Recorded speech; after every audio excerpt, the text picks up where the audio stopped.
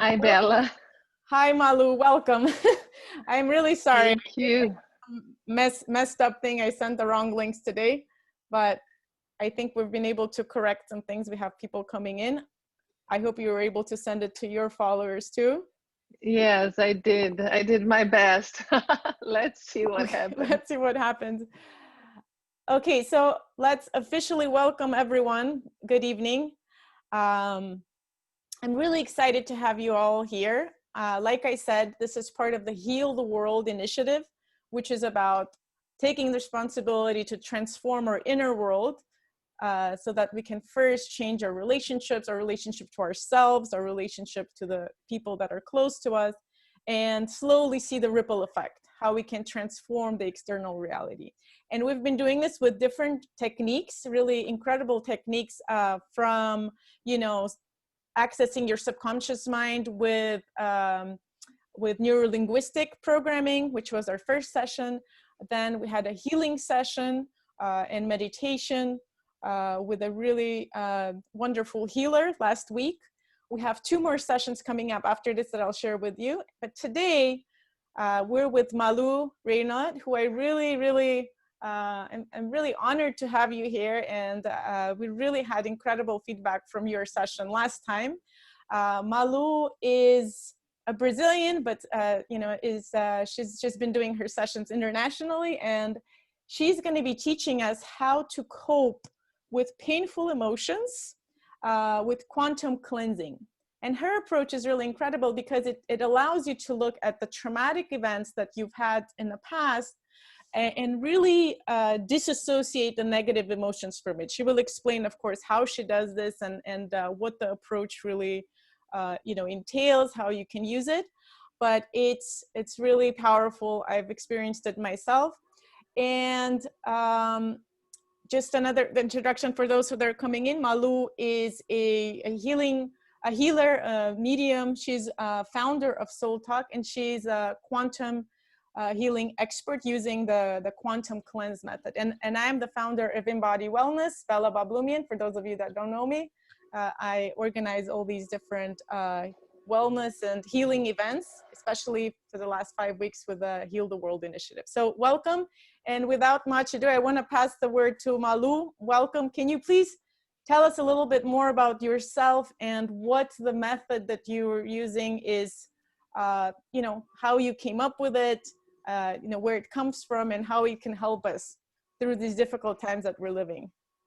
Thank you, Bella. Thank you for inviting me. It's always so nice to share these events with you. And so I'm gonna try to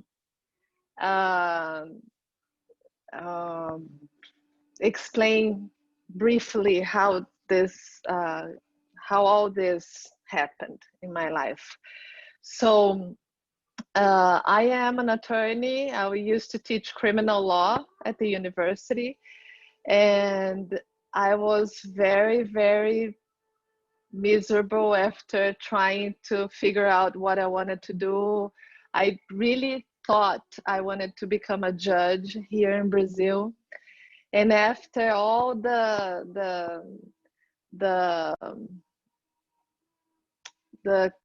not a contest, I don't know how to say in English, but after all the selection thing, Selection processes, yeah, the selection process that I went through, I wasn't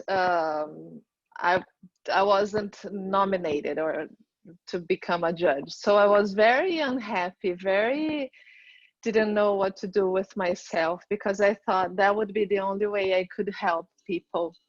So one day a friend of mine told me, I am learning this cleanse technique. It's all about information, and I wanted to be my lab rat or something, because she was learning and she needed to practice. And so I went, and we started to do an informational cleanse, and we will explain in a little bit how it goes. And after like 3 sessions, I could understand and tell myself that I wanted to be a judge for all the wrong reasons that someone could want to be, to become something. So after that day, I went back home and I cleaned up my office. I packed all my law books. I called someone and I donated about 300 books from my law library. And I never thought back, and I never thought about it. I didn't know what I was gonna do, but soon I was studying this amazing technique that it's called informational quantum homeostasis. It's a technique, it's a self-healing technique that through the use of quantum affirmations, we can clean up the information, the negative information, or the positive information, if you like to, of your consciousness. And I started to study that. I was trained by the person who organized all this information. We know that, you know, we know that we are not creating anything different here, that everything comes from someplace. Somebody knew about this already. And this man that trained me, he learned from a very, very humble, even he was a farm worker, and he taught my teacher how to get out of a heavy suicidal depression by talking to his soul. And so my teacher, after being completely healed from a 10-year depression, he started to study, and he started to try to figure out where did they come from and how this works. So he came up with a lot of he came up, no, he found out, or he realized that a lot of this information and how this thing works comes from the physics of information. So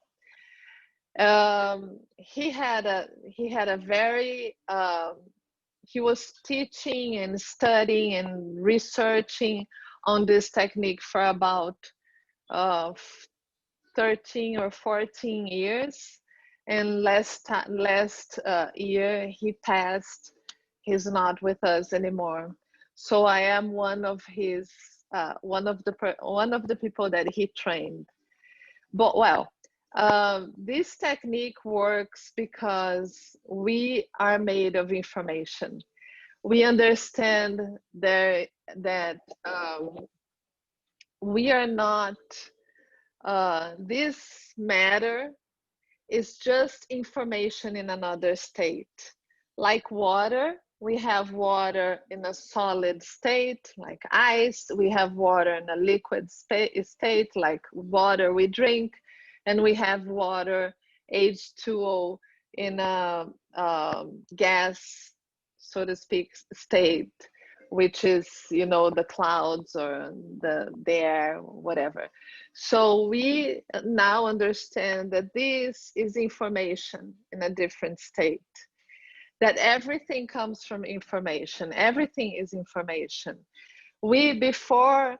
I have to interrupt you there. It's interesting because we have come to, as I think more and more people kind of come to the realization that matter is really comes from energy, right? That's something that has been Yes. at least more and more accepted, right? Yes. But you're taking it even a step further by saying that we're not even just energy, we're just information.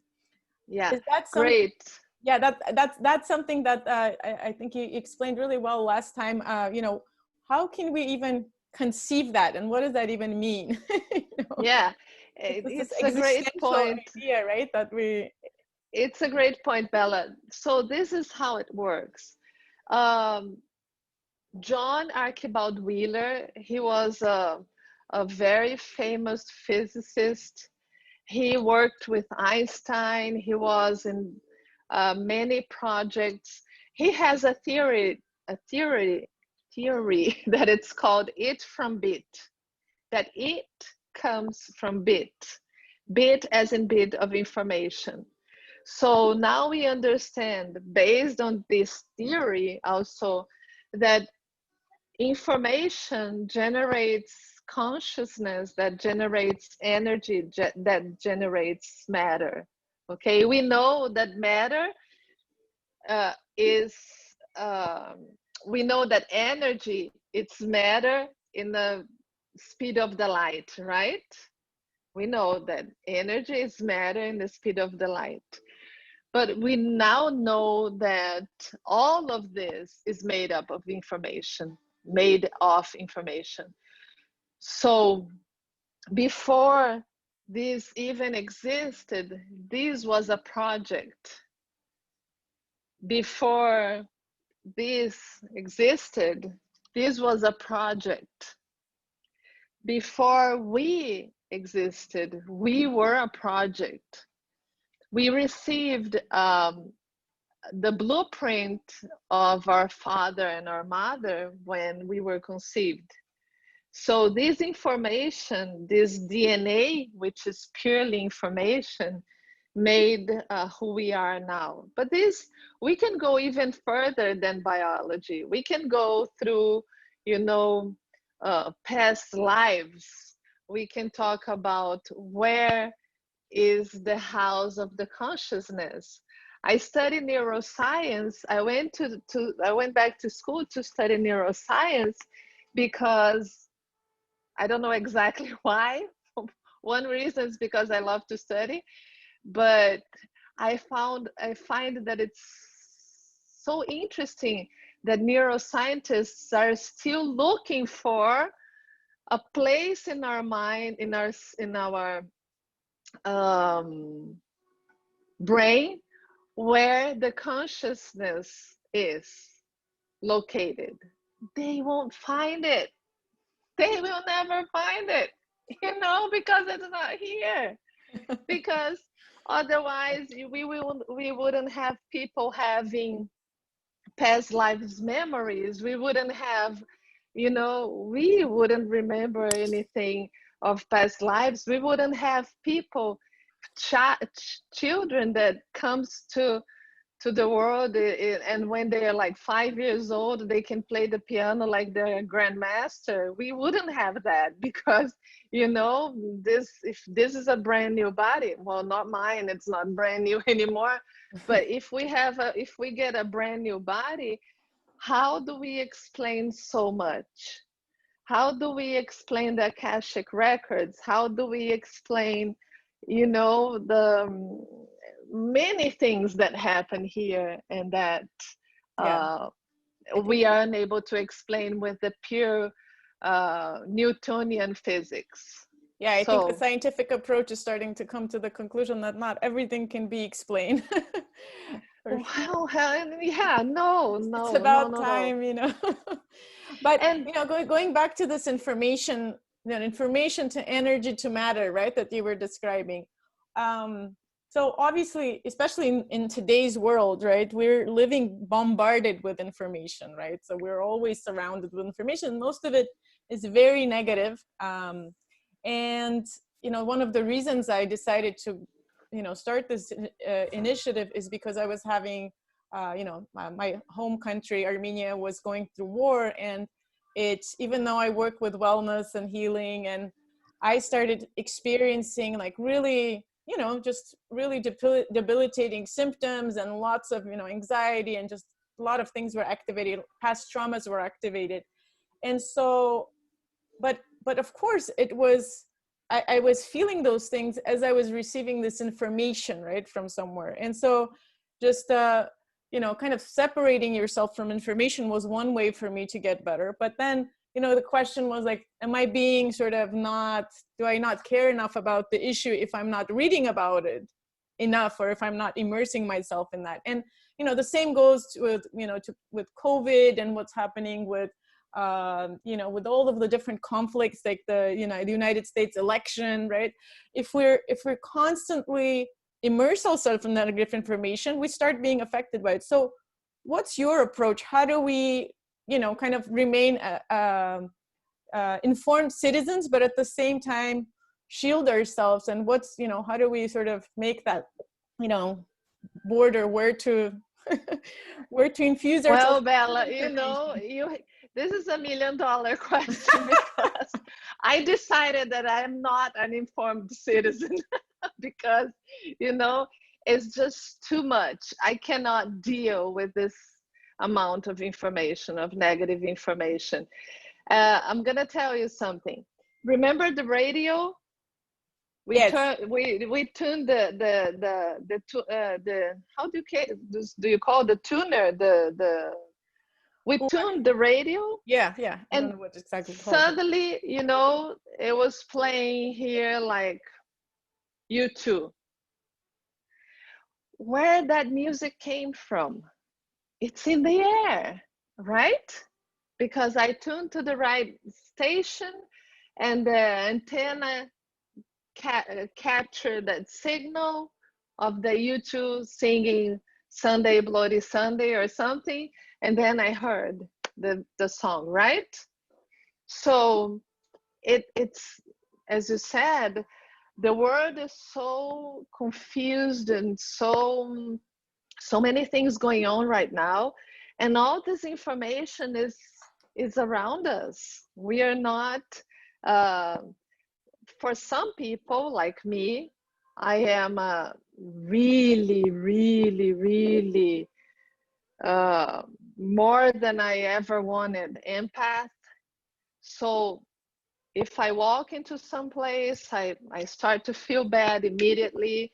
If, in the middle of this pandemic, this stay home thing, this lockdown thing, I was sensing all the things that all my neighbors were feeling, all the fear and everything. So I chose, as I said, this is $1 million question because I don't think there's a way to be extremely informed and not feel whatever is going on with that information.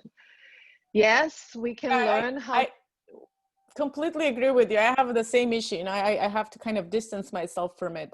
But from when you can't distance yourself from it, and when you have already like past trauma or things that you unfortunately have acquired either as a child or how do you deal with those like painful emotions? And how does your approach, or maybe you can tell us how the approach works and how we can really benefit from it in a short amount of time, right? From what I understand. Yeah. How long do we have? How long well, more we do we started have? a little late, so if people don't mind, we can stick around for an extra a little bit, like 10-15 minutes after the hour, but we have about half an hour to 40 minutes. Okay. So yes, of course, we need to deal with this information. And as I said, when I chose not to be completely informed, I still have to deal with the information that I access without even wanting. So I will, in a little bit, I will show you one affirmation that you can use to clean the I think we can do, Bella, what we did last time, right? I can teach how to do it, right? Yeah, I think that's a really nice way for people to experience it live, and whoever wants to Yeah, so experiment, it let's could also volunteer even. yeah, let's do something. I think it's useless for me to be speaking here and not showing whatever and how it works, because that is what really matters. So I'm gonna show you how it works, and then after we do, then I will answer questions because I think it's easier and it's better. What you're gonna learn is quantum affirmations to clean up negative information out of your consciousness. So I'm going to teach you how to do that. If you learn how to do this, you can heal your life without the need of anything or anyone helping you how to use this tool that I'm gonna teach you, because I'm gonna give you exactly what it is. So I would like you to grab a pen and paper first, and as I want to show you how it works, I want you to select an event of your life, but select an event that was singular, that was unique, that was the only time that happened. See, because for example, if you pick the last fight you had with your, not fight, argument or discussion you had with your partner, we won't be able to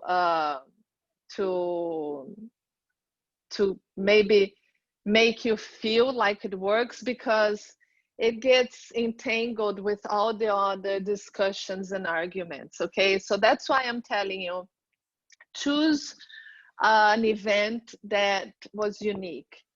I don't know, when I was a kid, my brother set my Barbie on fire because he had just got a fire truck, a toy fire truck.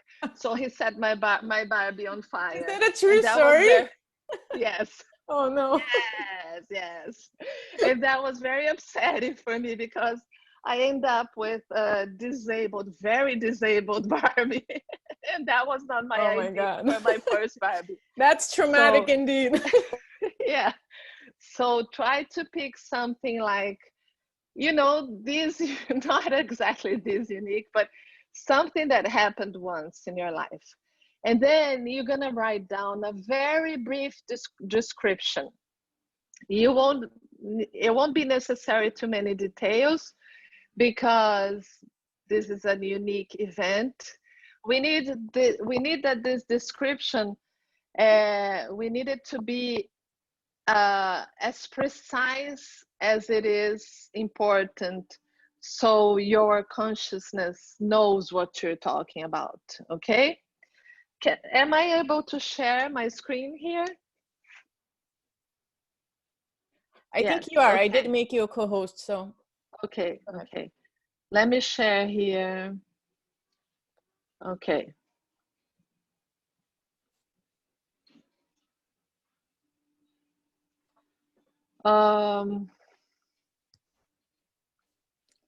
That's an even better example.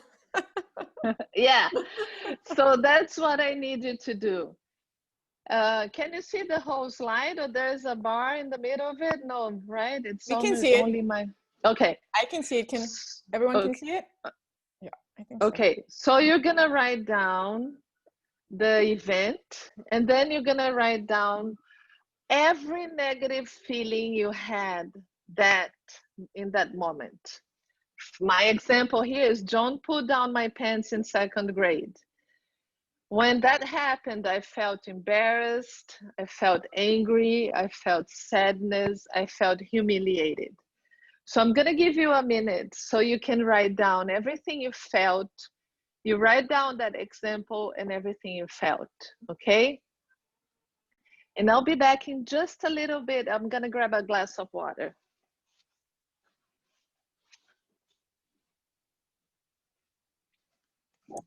Did everyone understand the task? If you guys have questions, you can ask. So it has to be an event that's not repetitive.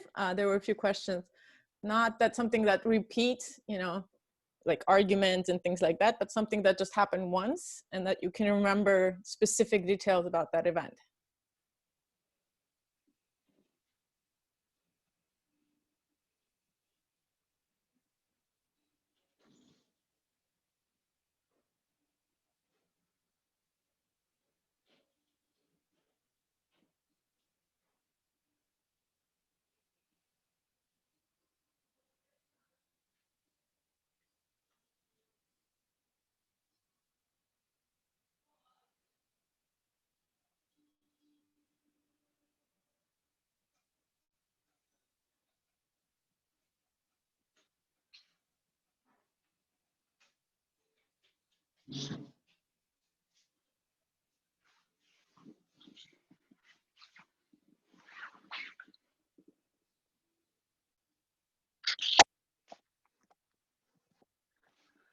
Okay, so if you want, or if you want to raise your hands if you finished in the raise your hand. Is there a raise your hand thing here? Yeah, or you guys can also just unmute yourself. The only thing is, just to let you know, this is being recorded and will be kind of shared on YouTube. So if you don't want, your face to be seen, or I guess just to let you know, but please feel free to unmute yourself and just ask a question or write it down and I will. Yeah, I just want to know if everyone is ready.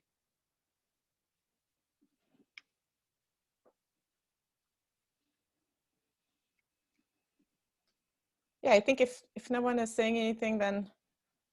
Okay. Oh, there's a. Yeah. Good. Good call. Okay. So this is what you're gonna do. My dear soul, embarrassment that I felt when John pulled down my pants in 2nd grade is over. My dear soul, anger that I felt when John pulled down my pants in 2nd grade is over. You're gonna do one affirmation for every feeling that you wrote down, okay? Just do it. You can do out loud, you can just think in your head, or you can, yeah, or just read it, or it doesn't matter.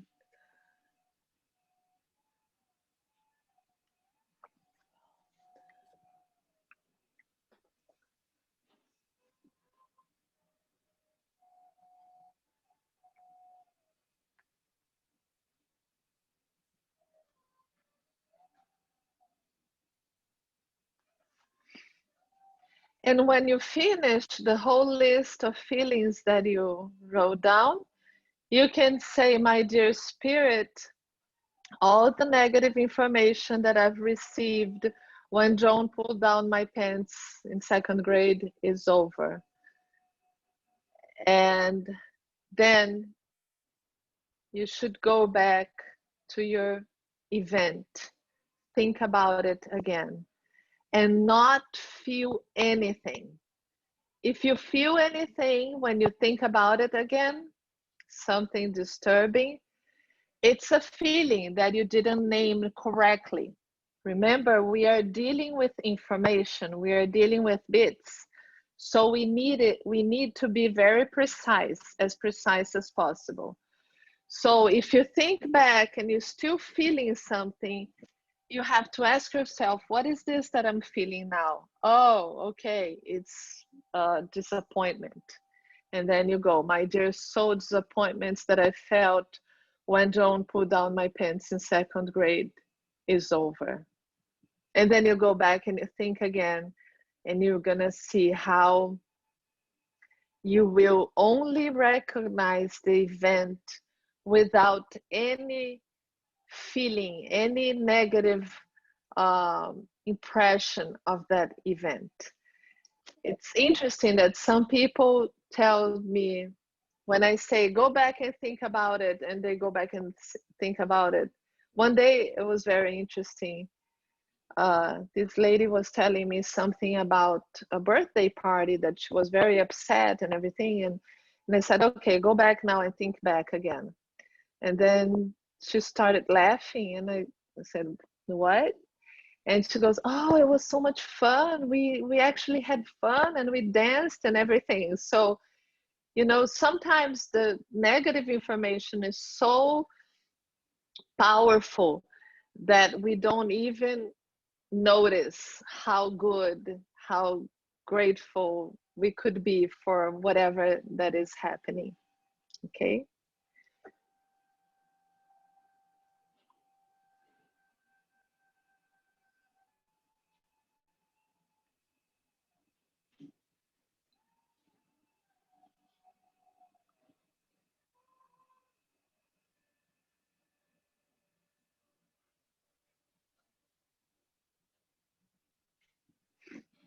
And Malu, can I ask you a question? So this, you know, the introduction, the my dear soul, my dear spirit, what does it actually do, right? Why is it that, Okay. you know, if I just Okay. say it without that my dear soul, what's the purpose of that specific phrase? Yeah, that's the catch of it. If you say without my dear, that's okay. But we found out, my teacher found out in his researches, that soul and spirit are quantum codes. What is a quantum code? A quantum code is a code. If somebody here knows how to program, program computers, they have to put a code and then they will write a line and close that line, right? This code is, in this case, the quantum code is soul and spirit. And everything that comes after, it's packed in the smallest pack of information possible. And it goes straight to your consciousness where that information is stored. If you say without soul and without spirit, it does not work. You know, those affirmations that you're just repeating yourself doing the affirmations, they end up working after a lot of time. But to work as fast as we do it here, for instance, this event that you're cleaning up now, you won't ever need to go back to that again. And if you feel something again about this event, it is probably a feeling that was hidden and that now you were not able to reach it. So the power of the quantum affirmations are the quantum codes, and in this case it's soul and spirit. So a couple of years ago, when I was in an event in America, in North America, I was talking about this with a group of people that I met there, and they said, what is it called? And I said, well, this is called Soultalk, because the name is so complicated, informational quantum homeostasis. And that I said, well, this is Soultalk. It's just a talk with your soul. So whatever way you want to talk to your soul, you just have to address, my dear soul, my dear spirit, or dearest soul, or whatever. And whatever you say after that, be aware that you are putting up some power in these affirmations. So, for example, if I want to bring up the feeling somebody of compassion, for instance, I'm gonna say affirmations to myself. My dear soul, I am compassion. My dear soul, I am compassion. Because that way I will rise the information of compassion in myself. And if that person has some compassion in it, in her, we will raise the vibration together, or we will raise this information together. So if you're doing I am informations, try to put soul before. My dear soul, I am power. My dear soul, I am health. My dear soul, I am love. My dear soul, I am compassion. It powers up the affirmation. I would love to hear from you guys now. If you did it, what do you think? If it worked, if it didn't work, if you have any doubt, questions. Like I said, if anyone wants to just unmute yourself to share or send it in the chat. I would like to ask a question, if that's okay. Yes, please. Yes. Yeah, Malu, I try to do it, but I think because I do Reiki and other energy things, yeah, and I realized that when I do it in my own language, it has got a much bigger effect. That's what I was gonna tell you, Yolanda. You have to do in your native language, okay? So you just translate soul and spirit to your native language.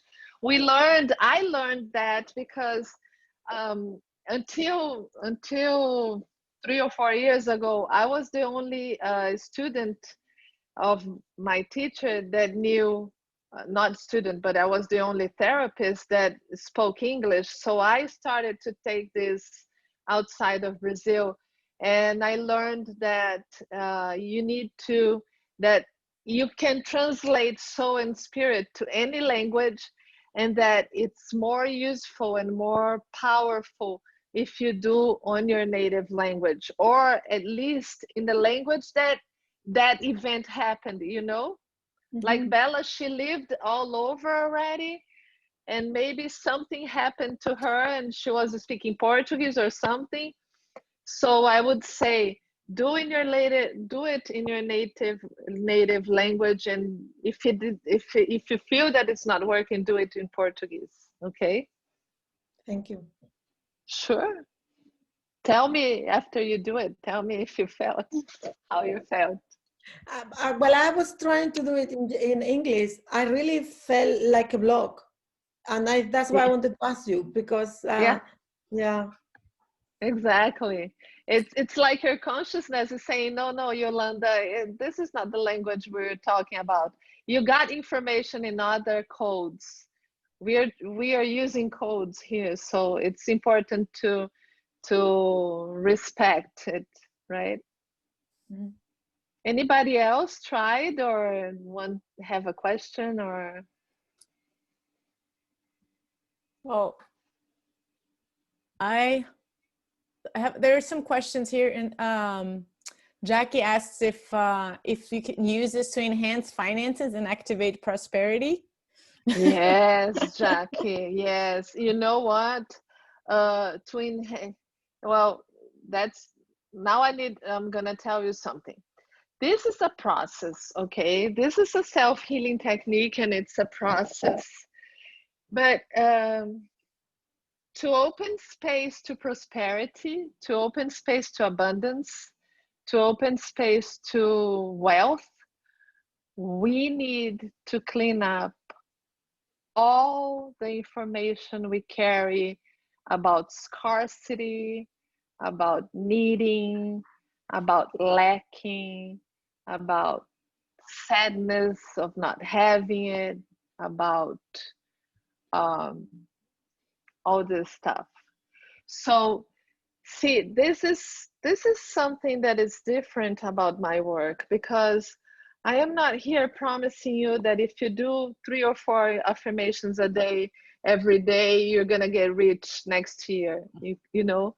But I assure you that if you clean up the information of lack, of scarcity, of needing, if you clean up every event you remember in your life that you needed something and you didn't have it, that you wanted something that you couldn't have it, that you fought for something and you didn't get it, and all this kind of information, I am sure that you will open space and the energy to attract whatever for you it's abundance. Okay? Yeah, because there's this, when we hold on to this negative information, we end up using part of our energy to feed that negativity or whatever, right? Like just reliving those traumatic or negative events, right? And when we free up that space, then we kind of open up space to attract it. Does that work in that way? Yes, it is that, and it is something that I can explain to you through the quantum physics, to the informational physics, and through neuroscience. Okay, through physics. You can only have what you are. Hey guys, listen to this. That's a really amazing one. You can only have and be and become and attract what you already have, what you are already, because we attract exactly what we vibrate. The resonance of what we are, it's like a big magnet for what we need, and we attract exactly what we vibrate on. So this is very important, because if you're doing all those affirmations, this huge coach taught you how to do it, I'm gonna be rich, I'm gonna be powerful, I'm gonna be whatever, but deep inside you feel scarcity, you feel lack, you feel betrayal, you feel necessity. You are attracting only lackness, scarcity, neediness, and all those things. That's why it's not that simple. You need to clean up everything. And if you start today with whatever I gave you, you're ready to go. You don't need anything else from me.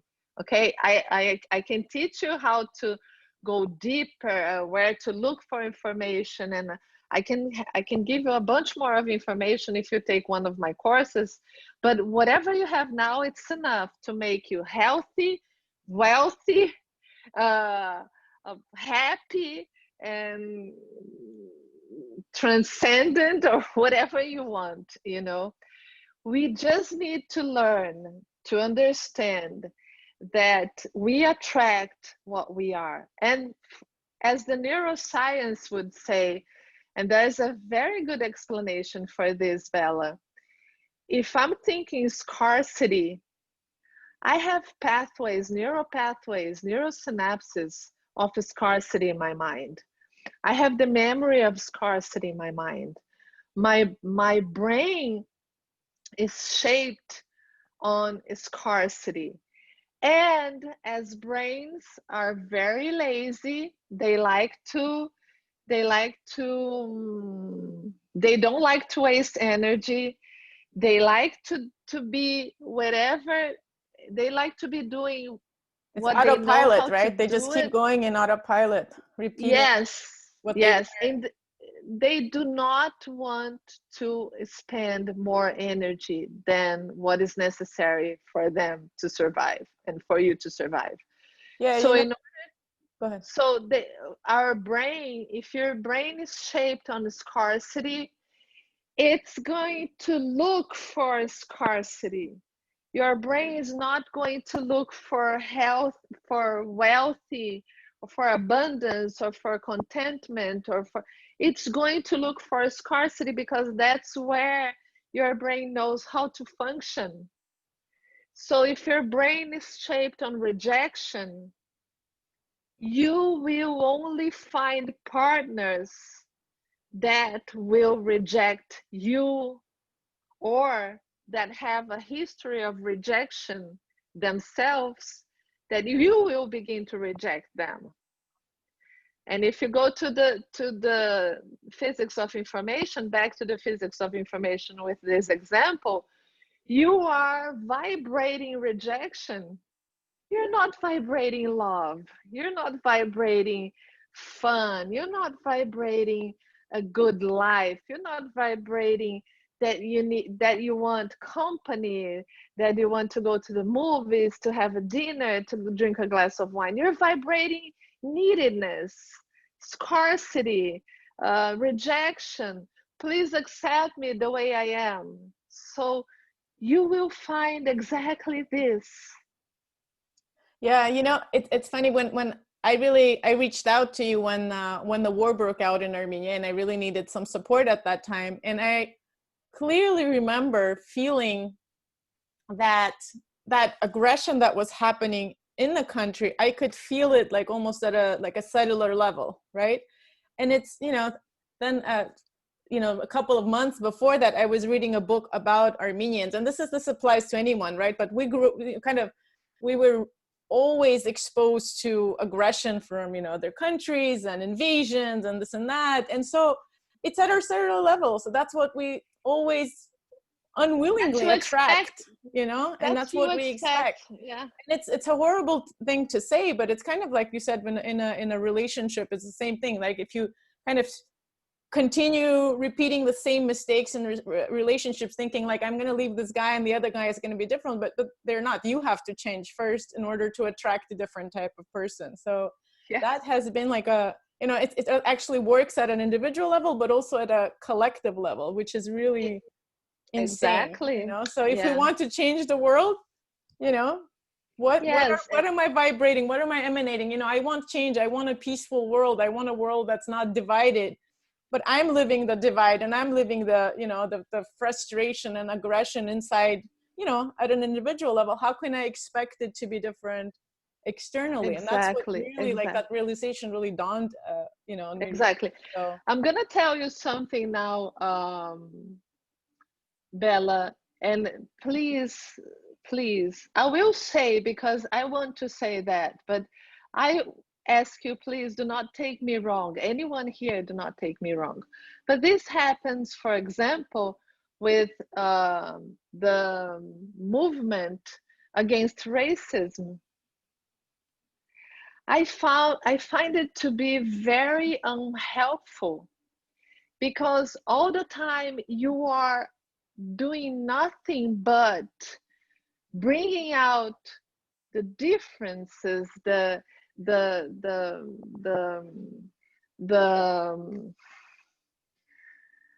you're bringing out the negative, and you are imprinting in people's mind that they are going to suffer of racism if they're green, yellow, blue, orange, or black, or white, or whatever. And you are imprinting in their mind that they are going to be not put aside, but they are going to be left out, or they are going to be, I'm not saying that it doesn't exist and that it doesn't happen, but I'm saying that this kind of behavior collectively, it only serves to perpetuate whatever is happening already. Because when you want to empower someone of their of whatever you want them to attract and them to become, you have to work outside of being all the time, we suffer.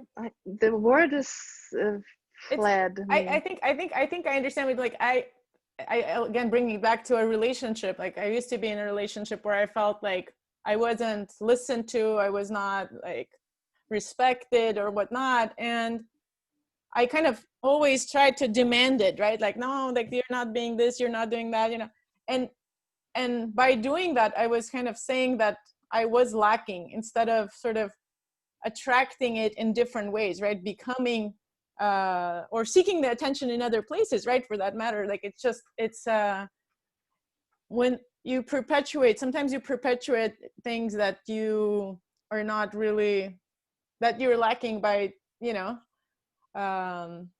it's difficult to explain, but I completely understand where you're coming from. It's like, kind of like when you decide for yourself, like, I'm not going to have any of this. This is, I deserve the attention. Then either the relationship has to end, or the person all of a sudden starts paying attention to you. Yes. It works in a really weird way. Like it's like I changed, not the person. Yeah. For example, I'm going to give you an example. I am Brazilian. I used to live in North America. I lived there for a while, and I would constantly listen to people asking me, hey, have you suffered any prejudice because of being Brazilian? And I would always say, no, never. But I know it happened. because I had friends that would suffer prejudice because of being Latin or Brazilian or whatever, and it never happened to me. And I started to, sometime later, I started to understand that I was never expecting to be humiliated, I was never expecting to be put aside or to be told, you know, you're garbage or whatever, you know. I was never expecting that. So when we talk about collective consciousness, we need to understand that the way we can live in a fair, loving society is when we clear our consciousness of the differences, of the lacking, of the prejudice, of the racism, of the whatever it is inside of each person. Yeah. And that's the only way to heal a society.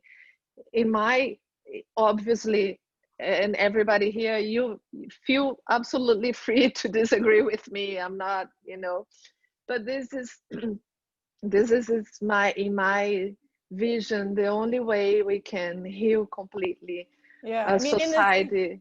in this divided world that we're living, it's really easy to always kind of see the, you know, the other side, me and the other side, or us and the other side, and it's, you know, it's what's There's no other side. There's no other side. It's part of the polarity that's and that's one of the questions, actually, like how are we attracted to, how are we always attracted to like very different people from us? I think that's why, because we have to accept the differences inside of us, because we have the, you know, the good and the bad and the whatever, the feminine and the masculine in each of us, right? So I think it's one of the things that once we accept those differences inside, you know, then they stop like having such a, you know, important meaning on the external world.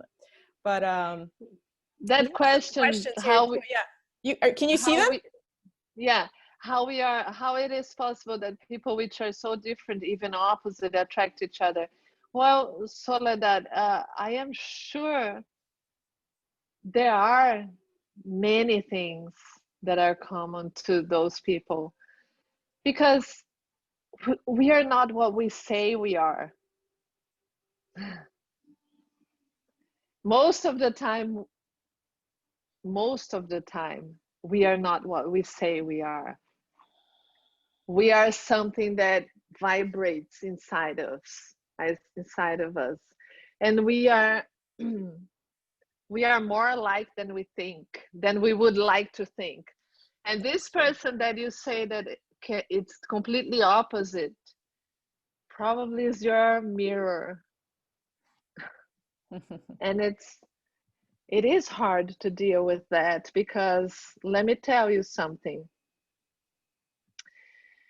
If I see a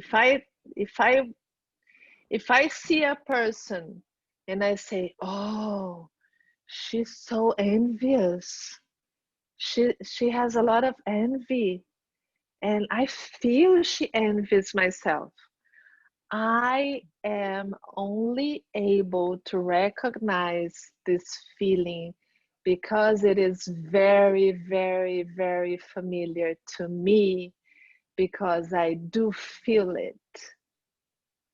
There is no other way to recognize. We say here that when the indigenous people were playing at the beaches in Brazil, and they saw those huge ships coming to the coast with the Portuguese people. We say that the Indians didn't see the boats and the ships until it got to the coast, because they didn't know what that was. Our brain only recognizes what we know what it is. Who can tell me that they're not spiritual beings Well, I personally do recognize them, but if you never see, you won't see spiritual beings or whatever, or extraterrestrial beings, because you don't know what it is. So you can only recognize it what you know what it is, right?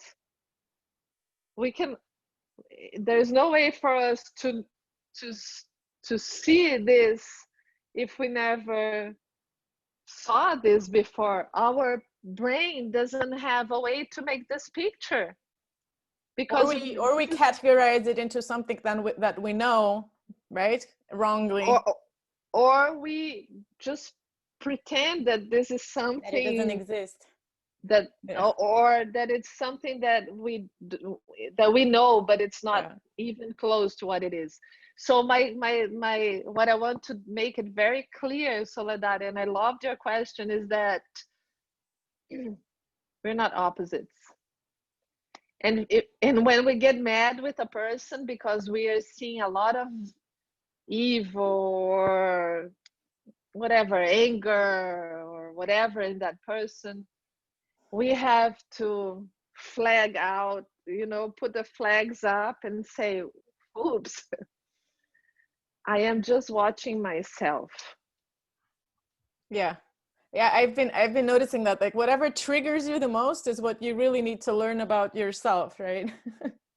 It's really powerful. It's something you are really familiar with, because you recognize it, right? Malu, we have 2 more questions here. One is actually, I think it's a very good question for you to introduce your meditation to. It says, how is quantum healing different from meditation? Malu actually does really amazing meditations, and I've been doing them on, what's it called? The Insight Timer, right? Insight Timer, yes. But what's the difference from meditation and... From my meditation and the quantum healing? Well, I think the question is in general, what's the difference between meditation and quantum healing? Okay. A lot. The quantum healing, it's an active, it's a tool. We have to think about it, write something, and we have to do the affirmations. We have to, you have to revisit past events and traumas and everything. And let me tell you, everything is worth of cleaning. So like I told you before, when my brother set my Barbie on fire, oh, that's childish stuff. No, I have to clean out that, okay? My meditation, I work with a Soultalk meditation. So it's a guided meditation that we do affirmations with the meditation. So if you want to try, I will be happy to see you at Insight Timer. It's a free app. You just download it and you follow me, put my name there and you can follow me. And there are several meditations in English there where you will be focused, with your mind focused, doing the affirmations, which is really powerful to start a cleaning process. And I always put people in a coherent state with a brain-heart coherence before doing the affirmations, because I found it was very powerful to do that way. And it's a complement of the quantum affirmations, the healing technique. I use the meditation as a complement, not compliment. And then one more question was, you said that the teacher, the first person that kind of founded this method, he got healed from depression that he had for 10 years. How did he do it is the question we have from Yolanda too. How did he do it? Depression is a bunch of sadness together. So you start cleaning up your sadness, everything that made you sad. That's depression, and that's how he did it. And he attempted suicide for the 5th time, And in a week, he was opened to another perspective, to another word, to another. He was for a week cleaning out his sadness. Oh, the day that such and such told me I was an asshole, I felt sadness. So my dear soul sadness that I'm sorry about the bad word. My dear soul sad, it just came up. My dear soul sadness that I felt when that person told me I was silly, it's over. So if you clean up your sadness, it's depression, it's gonna go away. Yeah, so this is actually, I think, kind of in comparing your method, I don't want to compare and contrast, but because I've been doing this Heal the World initiative with a lot of different techniques and practices, it's really interesting to see the similarity that I've seen in all of them is that almost all of them try to access either, the subconscious mind, right? Or the soul or, or energy field, and really get rid of that, not forget the event that happened, right? That's not what we're trying to do, but just really cleanse that layer of emotion that's associated, because the emotion creates the reaction, and we keep repeating that over and over and over again. But I really connect to your method because it works really, really fast. I've experienced it, firsthand. And also I think it makes a lot of sense, that's you really have to break down what is it that's causing you to, like you said, like, for example, I had one event, but what are the emotions that went along with that? And sometimes we don't even recognize it. And when we're able to recognize it, then it's really, we can let go. And it's interesting what you said, because yes, we don't want to forget things. We don't want to erase the memory of the event. And it's not going to happen. What somebody asked me one time, oh, you know that Back to the Future movie? Remember? I don't know if you're old enough to remember that movie. I remember. Where the pictures started to fade away because he was changing the past. It's not that, it doesn't happen that way. The event is going to be there for as long as you can remember. But the information, the charge, the negative approach you gave to that event, that's going to fade. And I read a question here from friends saying even in a black hole, information is preserved. So there is another layer independent from gravity, according to modern physics, called the black hole information paradox. Friends, when I say that we clean the information, we are not erasing information, we are transforming information.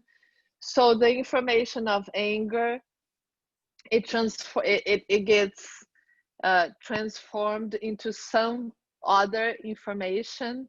It's like if you visualize all the words of anger, ANGER,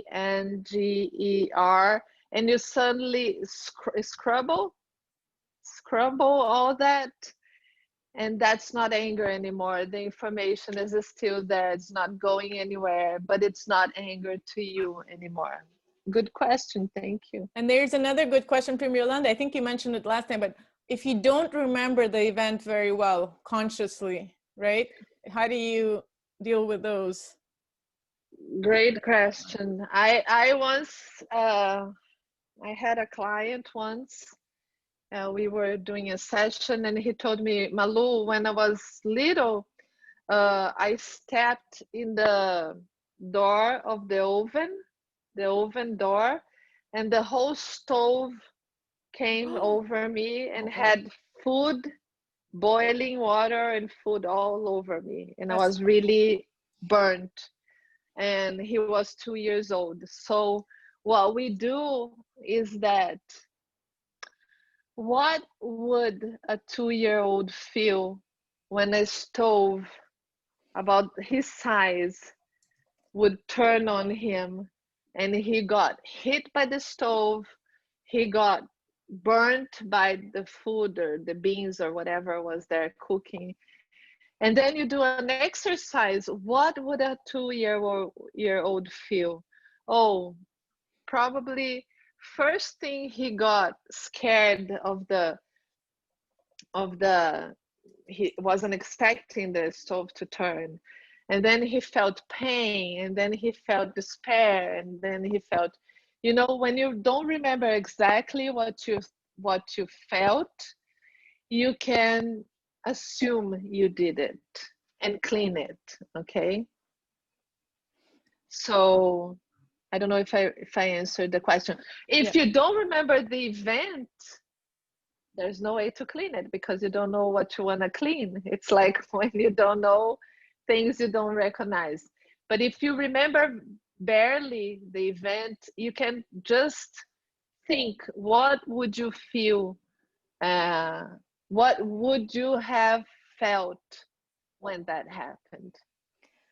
Yeah, and I think the we have a comment, and then I think we'll have to start winding down because we went over an hour a lot, but we started a little late too, because this is such an amazing topic. But Fran said, I like to see spiritual people with some sound physics knowledge as well. And I have to say, you know, it's incredible because it's a lot of the professionals like you, myself, like people that I've been bringing really come from that world. Like, you know, you weren't from a criminal lawyer into healing, right? So, and I went from, you know, international relations and development into wellness. So it's a very conscious decision that we make, but we also see that the world needs this, and this is like it does work, and it makes incredible changes in people's lives. And obviously we base it as much on knowledge as possible. Sometimes there is the information that we have is not enough to explain some of the miraculous things that happen. Yes, yes. But most of the time it's not enough. You know, I went to neuroscience, Bella, to try to explain neurologically how this works. And I just gave up. My first 2 months of studying, I thought, oh, you know, whatever. I know it works. I know people can tell me how it works. I don't think I'm going to be able to explain for scientists how it works. So yeah, I would love to hear if somebody got it here with what you tried. If I would love to hear if somebody got the feeling of thinking back about the event again and saying, oh, I don't feel anything anymore. Did anyone? I like Yolanda's comment here. She says, in Reiki, we say we have quantum physics for those that don't feel. Yes. Yeah, because there is different types of knowledge, right? It's the heart knowledge and the head knowledge. So, I mean, that's something that we can, it's a whole other webinar we can have about that. And like I said, we can explain things through neuroscience, through quantum physics, through spirituality, through, oops. Yeah, no, sorry. I'm just. Oh, it's you? Okay. Yeah, it's me. Okay. So my computer has a life of its own. Yeah, no. So I just wanted to share with you guys that this was our third webinar, or fourth webinar actually. You can watch them if you sign up, and we have 2 more coming up. So we had the neuro-linguistic programming, 2 weeks ago. We had a healing session with an energetic healer and doctor of chiropractic. Now a session with Malu with quantum healing and cleanse. Next up, we have also Akashic records cleaning, which is really compatible with what you're doing, but in a somewhat different way. It's very cool. And then we also have the couple from Brazil from France that does a really interesting. They have like a methodology for creating, from step 1 to 10, creating from anger to peace, that uses a lot of different methods, that like quantum and subconscious programming and things like that. So I really wanted you to make sure that you, if you like these kind of topics and really feel like, changing the world starts from within, you're in the right place, and you can watch these webinars. They have been very, very, transformational and healing. And thank you for watching. And now we can open to, questions and sharing. So please feel free to, I would love to see your face. Just to know that we are not at the informational level, that we have actual people here. And can I say something? Yes. If you were trying to change something in the matter, it's easier if you start to change it at the informational level.